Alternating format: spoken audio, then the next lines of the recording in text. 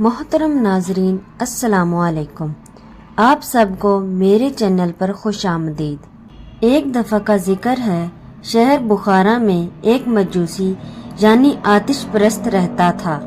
ایک دفعہ وہ کسی کام کی غرض سے مسلمانوں کے بازار سے گزر رہا تھا۔ اس کے ساتھ اس کا بیٹا بھی تھا۔ ان دنوں میں رمضان کا مہینہ چل رہا تھا۔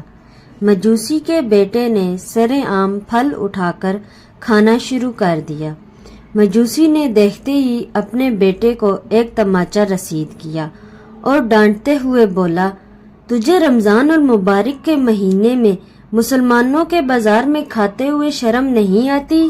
تمام مسلمانوں کے روزے ہیں۔ لڑکے نے کہا، پتا جی آپ بھی تو رمضان المبارک میں کھاتے ہیں۔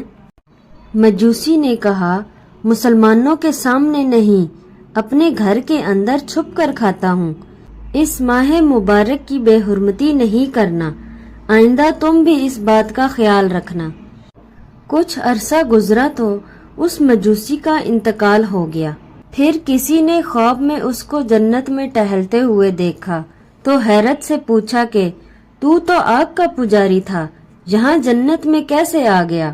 وہ بولا، واقعی میں مجوسی تھا، لیکن جب میری موت کا وقت قریب آیا تو اللہ تعالیٰ نے رمضان کا احترام کرنے کی وجہ سے مجھے ایمان کی دولت سے اور مرنے کے بعد جنت سے نواز دیا۔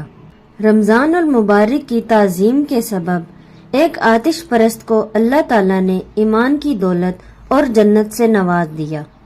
اس سبق آموز حکایت سے خاص طور پر ان غافلوں کو عبرت حاصل کرنا چاہیے جو روزہ نہیں رکھتے اور پھر روزے داروں کے سامنے سگریٹ کے کش لگاتے ہیں اور پان کھاتے ہیں، حتیٰ کہ بعض لوگ سرعام پانی پیتے ہیں اور کھانا کھانے سے بھی نہیں شرماتے۔ مسلمانوں ہوش میں آئیے، کب تک اس دنیا میں غافل رہیں گے؟ کیا آپ کو مرنا نہیں؟ یاد رکھیے، ایک نہ ایک دن موت ضرور آئے گی اور آپ کا رشتہ حیات ختم کر کے نرم و آرام دہ گدوں سے اٹھا کر فرش خاک پر سلا دے گی۔ پھر پچھتانے سے کچھ ہاتھ نہ آئے گا۔ ابھی بھی وقت ہے، اللہ تعالیٰ سے مغفرت طلب کیجیے اور روزہ نماز کی پابندی اختیار کر لیجیے۔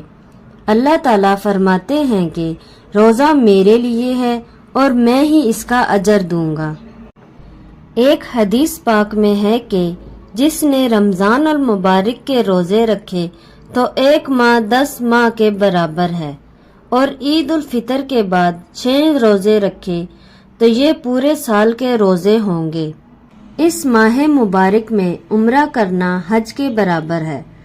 رسول کریم صلی اللہ علیہ وآلہ وسلم نے فرمایا، جب رمضان آئے تو عمرہ کر لینا، کیونکہ رمضان میں عمرہ کرنا حج کے برابر ثواب ہے۔ محترم ناظرین، اچھی باتیں دوسروں تک پہنچانا صدقہ جاریہ ہے۔ اب مجھے اجازت دیں تاکہ میں آپ کے لیے اور بھی اچھی معلومات لا سکوں۔ اللہ حافظ۔